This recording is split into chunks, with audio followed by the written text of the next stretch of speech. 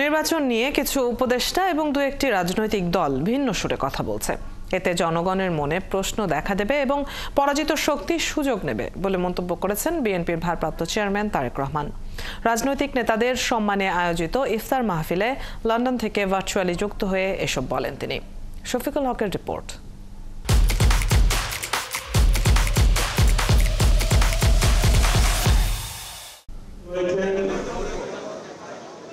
সংস্কার আর নির্বাচনকে ঘিরে দেশের রাজনীতিতে যখন নানা মেরুকরণ, তখন এক ছাদের নিচে দেশের প্রায় সব রাজনৈতিক দল।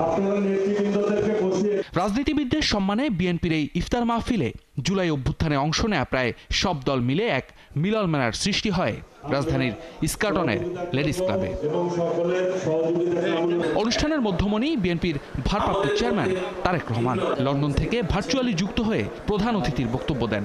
আমাদের মধ্যে ভিন্ন রাজনৈতিক চিন্তা রয়েছে, ভিন্ন দল মত দর্শন রয়েছে, তবে মতভিন্নতা থাকা সত্ত্বেও আমরা কিন্তু সবাই একসঙ্গে বসেছি। ফ্যাসিবাদের ষড়যন্ত্র থেমে নেই জানিয়ে ঐক্য অটুট রাখার আহ্বান জানান তারেক রহমান।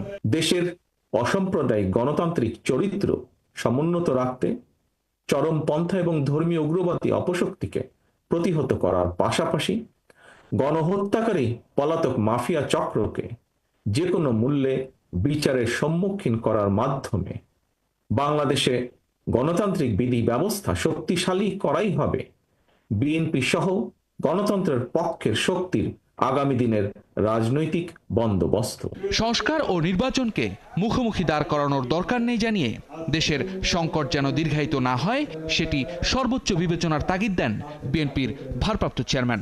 বিএনপি সহ গণতন্ত্রের পক্ষের রাজনৈতিক দলগুলো জাতীয় নির্বাচন অনুষ্ঠানের বিষয়ে সোচ্চার, কিন্তু অন্তর্বর্তীকালীন সরকারের কোনো উপদেষ্টা, এমনকি দু একটি রাজনৈতিক দলকেও জাতীয় নির্বাচনের ব্যাপারে ইদানিং কিছুটা ভিন্ন স্বরে কথা বলতে শোনা যায়। আমরা মনে করি জনপ্রত্যাশার প্রতি শ্রদ্ধা না দেখিয়ে নতুন রাজনৈতিক বন্দোবস্তের নামে গৌণ ইস্যুকে মুখ্য করে অকারণ সময় ক্ষেপণের চেষ্টা হলে সেটি জনমনে ভুল বার্তা পৌঁছবে। নির্বাচন না দেওয়ার কারণেই ফ্যাসিস্টদের চরমভাবে বিদায় হয়েছে বলেও স্মরণ করিয়ে দেন বিএনপির এই শীর্ষ নেতা। একটি নির্বাচিত জাতীয় সরকারের মাধ্যমে বিএনপি রাষ্ট্র ও রাজনীতি মেরামতের কাজগুলো সফলভাবে সম্পন্ন করার লক্ষ্য নির্ধারণ করেছে। শফিকুল হক, ৭১, ঢাকা।